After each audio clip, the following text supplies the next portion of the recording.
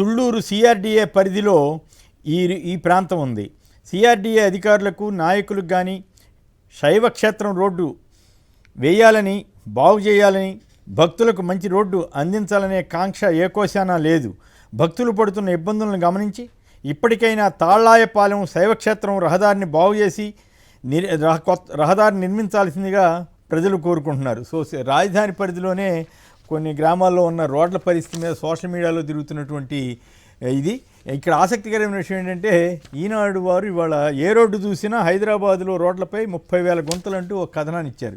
కానీ పొరపాటున ఏపీలో జరుగుతున్న గుంతలు వీటి మీద మాత్రం ఎక్కడ ఒక వార్త ఇవ్వట్లేదు. అది ఆసక్తికరమైన విషయం. ఓకే, ఇది ఇవ్వటం తప్పని అంటలేదు కానీ, బట్ ఏపీలో అనేక చోట్ల రోడ్లన్నీ పాడైపోయి నానా బాధలు పడుతుంటే ఈ ఎల్లో మీడియా నుండి, తెలుగుదేశం మీడియా నుండి ఏదన్నా కానీ ఈ పరిస్థితిని గుర్తించి ప్రజల కోసమైనా వీళ్ళు రాస్తే బాగుండు. ఎందుకంటే వాళ్ళు రాస్తేనే కనీసం చంద్రబాబు గారు లేదా సంబంధిత అధికారులు స్పందిస్తారేమో చూడాలి. దీనిపైన సంక్షిప్తంగా పురుషోత్తం రెడ్డి గారు మీ కామెంట్ ఏమిటి? రోడ్ల పరిస్థితి నిజంగా బాగుపడిందా లేదా?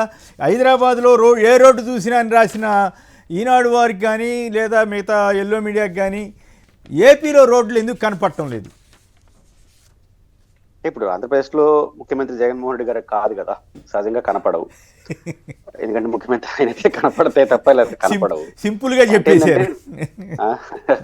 రోడ్లు కొమ్మినేని గారు బేసిక్ గా పాడవుతుంటాయి. వర్షాలు వచ్చినప్పుడు మళ్ళీ రికవర్ చేసుకోవాలి, ప్రయారిటీ ప్రకారం నిర్మించాలి. మీరు చెప్పినట్టు ఆలయానికి పోయే రోడ్డు కీలకమైన రోడ్డు, అందులో రాజధానికి ఆనుకోనున్న రోడ్డు కాబట్టి దాని ప్రయారిటీ దానికి ఉంటుంది.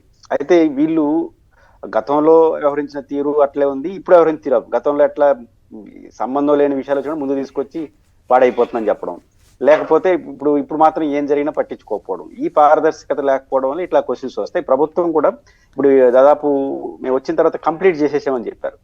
వాళ్ళు రాయడం ఒక పాయింట్ అయితే, ముఖ్యమంత్రి గారు ఈ మధ్య ఒక ప్రకటన చేశారు. అసలు చాలా సంతృప్తికరంగా ఉంది, ఇన్ని వందల వేల కిలోమీటర్ల రోడ్లు అన్ని నీట్ గా ఈ 1 year లో క్లియర్ చేసేసినామని చెప్పారు. మరి ఇది ఎందుకు చేయలేదో తెలియదు. కాబట్టి కేవలం ప్రతిపక్ష అప్పుడు అధికారంలో ఉన్న వాళ్ళు విమర్శించడం, ఈరోజు ప్రతిపక్షాన్ని విమర్శించడం వరకే పరిమితం అయితే ఇట్లాంటి విమర్శలకు గురవుతారు. రైట్. రాజీవ్ గారు మీరు కూడా సంక్షిప్తంగా కామెంట్ చేయండి. సార్, కేఎస్ఆర్ గారు, మీకు ప్యానలిస్ట్ నమస్కారాలు, సాక్షి ప్రేక్షకులందరూ కూడా. రాష్ట్రం మొత్తంలో అది అక్కడ మీరు చూపించిన ఒక వీడియో కాదు సార్, అలాంటి వీడియోలు రాష్ట్రం మొత్తంలో కూడా కోకొల్లలుగా ఉన్నాయి. విశాఖపట్నం లంకిలపాలెం నుండి హైవే కనెక్ట్ అయ్యేది, చోడవరం ప్రాంతంలో కానీ ఇతర ప్రాంతాల్లో కానీ ఎక్కడా కూడా రోడ్లు వేయలేదు. కానీ గతంలో ముఖ్యమంత్రి అయినట్టే చంద్రబాబు నాయుడు గారు సంక్రాంతికి ఊళ్ళకి ప్రజలు వస్తారు, ఎక్కడా కూడా నాకు రోడ్లు బాగాలేదన్న కంప్లైంట్ ఉండకూడదు అన్నాడు. కానీ సంక్రాంతి అయిపోయి దాదాపు 10 నెలలు అయిపోతున్నట్టుంది ఈ రోజుకి.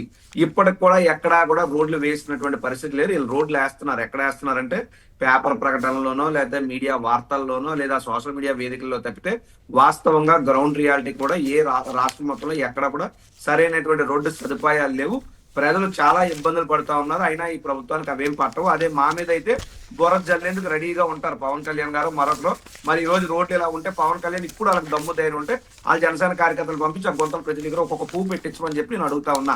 అవి చేతకాదు. కానీ ఎంతసేపు జగన్మోహన్ రెడ్డి గారు ఎంత చేసినా ఆయన మీద బురద జల్లే కార్యక్రమం వాస్తవంగా వీళ్ళ చేతకాని వ్యవస్థలో రోడ్లు ఎంత అధ్వానంగా తయారైంది. రైట్. గోరంట్ల నుంచి రాజారెడ్డి గారు నమస్కారం, మాట్లాడండి సంక్షిప్తంగా. నమస్తే, మాట్లాడండి. అక్కడ ఉన్న పెద్దలందరికీ నమస్కారం. నమస్తే అన్నా, మా గోరంట్ల మండలంలో ఒక పాత బ్రిడ్జ్ ఉండేదన్నా. ఓకే. చాలా కాలం పుట్టిందే ఆ బ్రిడ్జి. ఈ రోజు చాలా బాగుంది. ఒకవేళ దానికి ఏం చేయాలంటే సిమెంట్ రోడ్, దానిపైన సిమెంట్ వేస్తే చాలా బాగుంటుందా. బట్ కొత్త బ్రిడ్జ్ కట్టారు, అప్పుడే కడ్డీలన్నీ లేచిపోతున్నాయి. తర్వాత వచ్చి ఇంకా మీకు చెప్పాలంటే పల్లెలకు పోతామన్నా. పల్లెలకు పోతే మీరు చూపిస్తున్నారు చూడు, అంతకంటే దారుణంగా ఉన్నాయి పల్లెల్లో.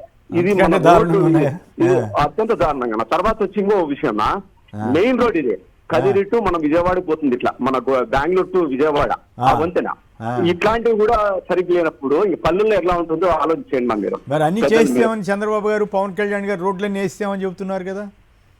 చూపిస్తాం కదా, మేము చూపిస్తాం. కావాలంటే మీకు వీడియో ఏదైనా తీసి పెట్టమంటే కూడా పెడతాను. రైట్. ఓకే. రైట్. ధన్యవాదాలండి. మరి రోడ్ల పరిస్థితి పట్టించుకోండి అని అభ్యర్థించడం తప్ప మనం ఏం చేసే పరిస్థితి లేదు. ఎందుకంటే తెలుగుదేశం పత్రికలు అయితే మొత్తం కవరప్ చేసే ప్రయత్నం చేస్తున్నాయి కాబట్టి మనం చూద్దాం మరి గవర్నమెంట్ స్పందిస్తుందేమో.